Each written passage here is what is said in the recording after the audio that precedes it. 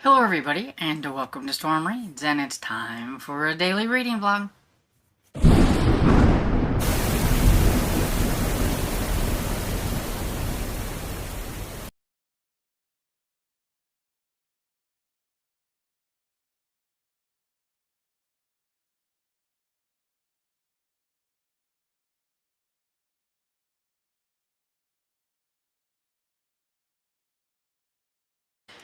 Hello everybody on this very windy and slightly chilly Monday.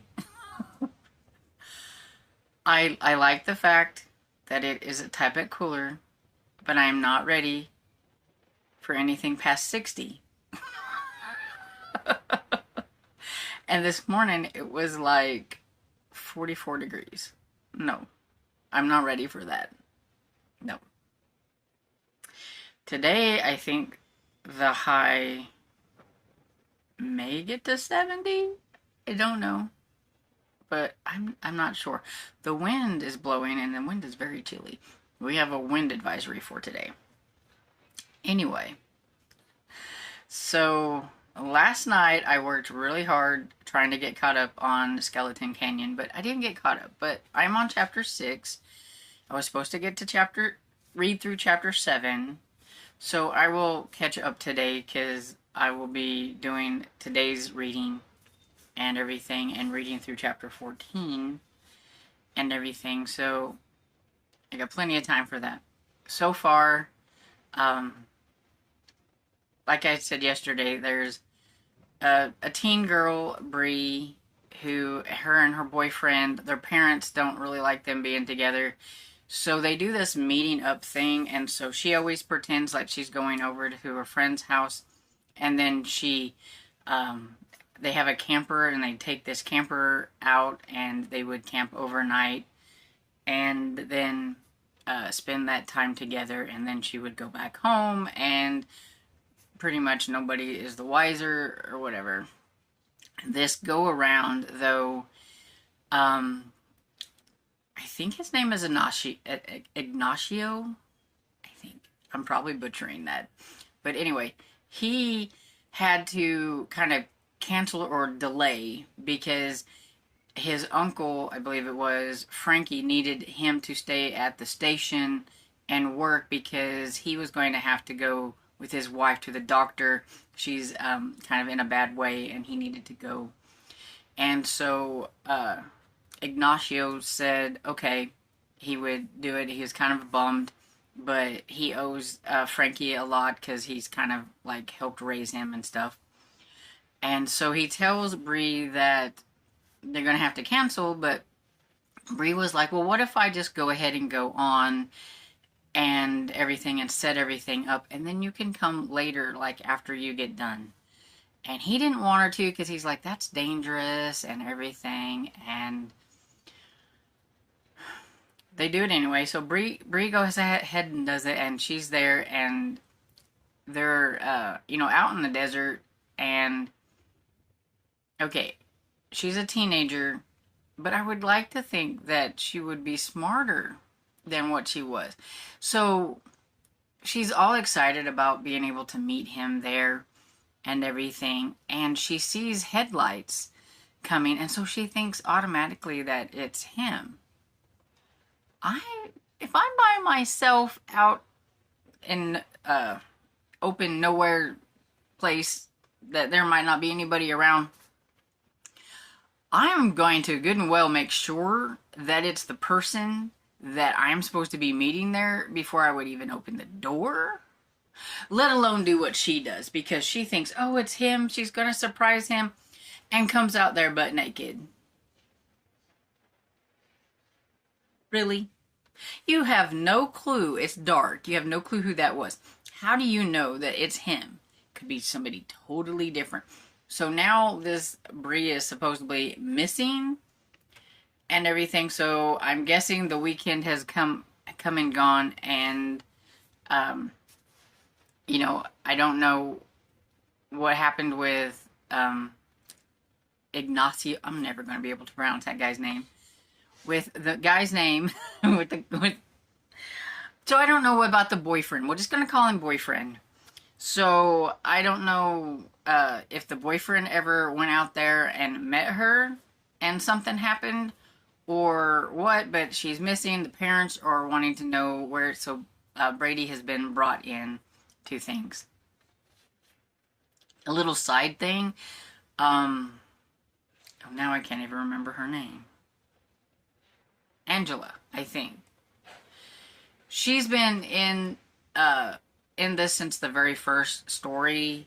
Oh, you really get to know her in the first story, and you get to root for her and everything. And she's bettering her life and things. And she's working at a bar, and she likes to bird. She's doing, I guess, she's getting into birding and things like that. And she had wrote to this guy that I guess has some parakeets or whatever to know if maybe she could come up there and check out, the birds. And then she never heard anything from him, so she didn't think anything about it. She's really cautious about men in general because of her past, and you would just have to read the books to find out. But in comes this man, and evidently he's the guy who owned the birds and everything, and he's wanting to take her somewhere to go see some hummingbirds. But she doesn't know him, but she's trying to kind of, thinking about maybe.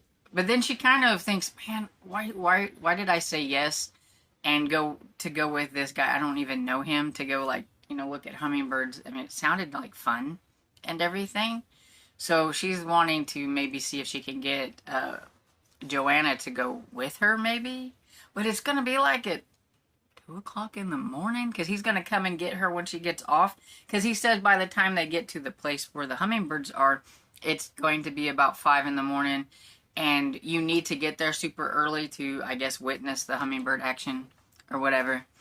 And so a lot of her is like, man, I really shouldn't do this, but a part of her wants to. So she's going to see if she can get Brady, because now she may end up canceling on the guy. And you get kind of like a little POV of the guy. And when he decided to come and just on a whim to see if she was there or whatever, he wasn't expecting somebody to be so pretty and everything, so he's kind of like a little bit enamored or whatever. And so I hope he's not a bad guy, and I hope that he's gonna end up being a cool guy, and that maybe Angelo can have some fun and not have to worry about her past and some things that have happened in her past, because I really like her. So that's kind of like a side thing that's going on. But so far, I'm 18% into it, and I'm enjoying everything so far. And I have a feeling that things are not going to work with the whole Bree. I think they're probably going to end up finding her. And whoever pulled up to meet her there probably wasn't the boyfriend. And I'm kind of worried about that part. But I'm pretty sure that's probably what this story is going to be about and everything. And so I guess I will see in a little bit. So I'm going to get off of here and go downstairs and fix something for lunch and listen to some more Skeleton Canyon. Hey everybody, getting ready to go downstairs to fix supper. I thought I would pop in with my next update. So I listened to Skeleton Canyon by J.A. Jance, and I'm not exactly sure if I'm caught up to where I'm supposed to be or not, because the audiobook doesn't do chapters. Like, it doesn't show you, it doesn't split it up. So you have to listen for the chapter, and I'm not good at listening to the chapters. I just listen to the audiobook, and the chapter, whenever they mention the chapter, it's like part of the audiobook, and it doesn't really register with me. So I'm not really quite sure if I've gone too far or if I'm where I should be. But I am 50% in, and I figured since we are on day 2 that I should be about 50%, because then we have day 3 and day 4, because we are doing 7 chapters over 4 days. So I'm going with it. Anyway, it's pretty interesting. Just now, it's really different, because in the fact that usually, almost always, get like the murder like right at the beginning and everything. But with this one, we had maybe a missing person, but we didn't really know what had happened to her as of yet. You can kind of figure, since, this is most normally a murder mystery, that she was going to end up being found murdered. But at the point, you didn't really know. So you're just kind of going through, and then we have finally gotten to where, got to the murder part or whatever. Or we found the body, and she's pretty mangled and everything. And so, they're going to be investigating to see what exactly happened and all that stuff. There's a couple of suspects. There is the hired hand for her family is super creepy. And he was acting super creepy towards her, to Bree. So, could be. What happened to the boyfriend?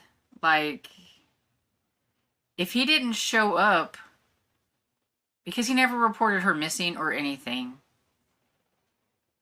So, did he not show up to the place? Or is he too afraid to make it known that he was going to be seeing her? Because, let's face it, both sides of the family do not want either one of them seeing each other. The Hispanic side doesn't want him dating a white girl, and the white side don't want her dating the Hispanic. They're both the same. They don't either way. And so, maybe he didn't want to say anything. But then, he ends up back at his uncle's house or whatever, and it says, he looks like he's been beat up, and he said he got in a fight.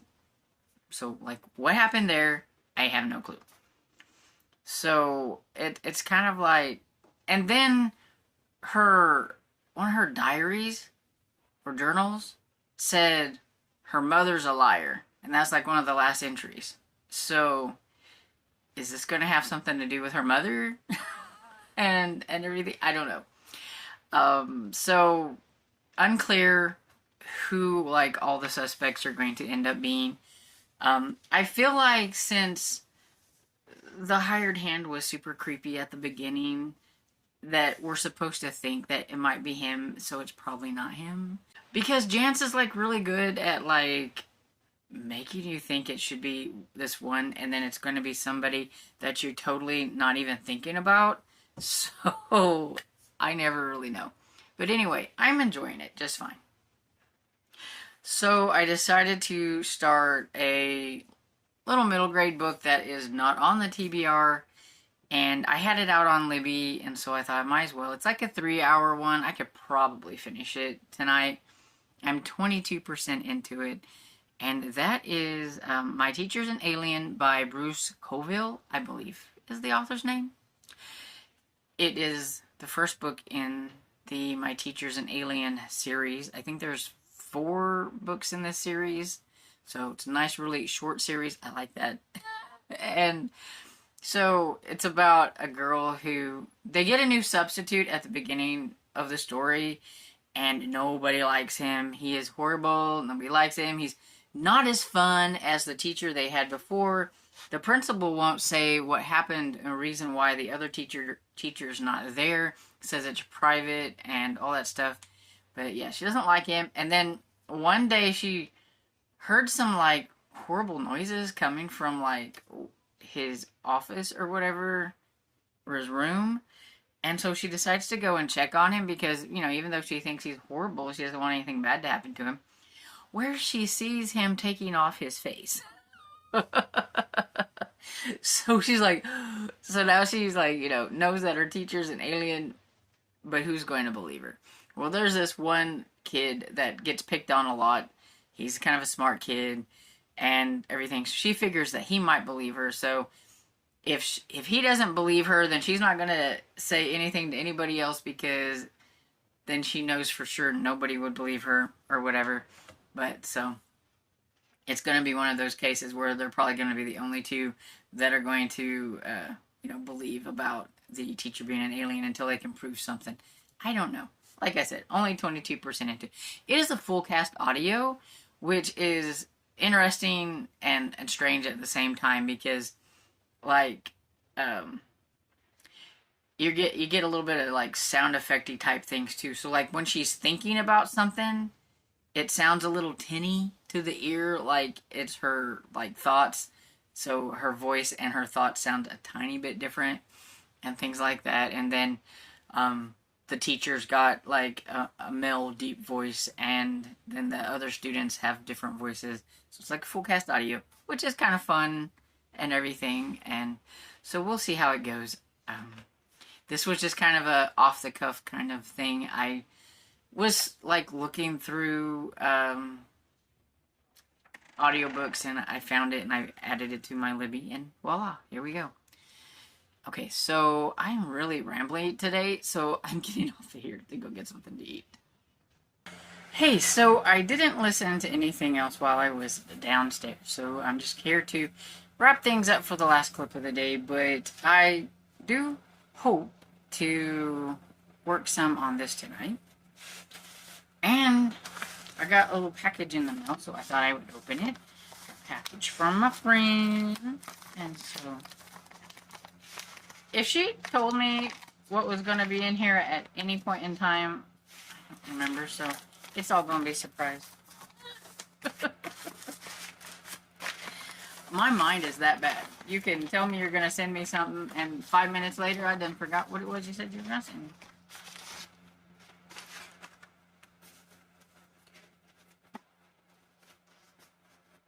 Oh, cute. Oh. It's a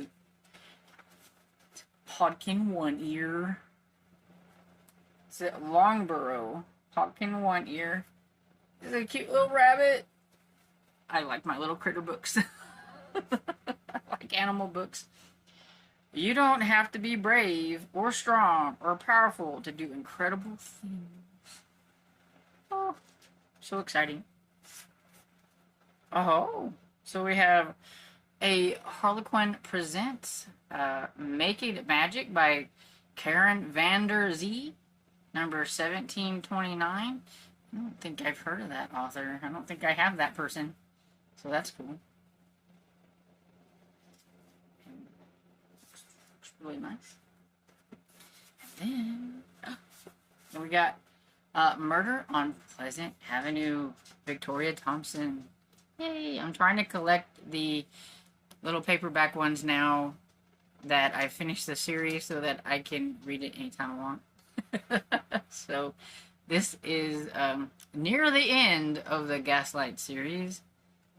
I don't remember exactly which one, but I think it's near the end. I done already forgot. But anyway, yay! So that was the 3 books that she sent me, and that was exciting. I can't wait to especially try this one. It looks really cute. The Legend Begins. And so, that's all I have for today. So, I am going to get off of here, and I hope you guys had a great day, and that you enjoyed this video. And if you did, please give it a thumbs up and subscribe, and I will see you all in the next video. Bye!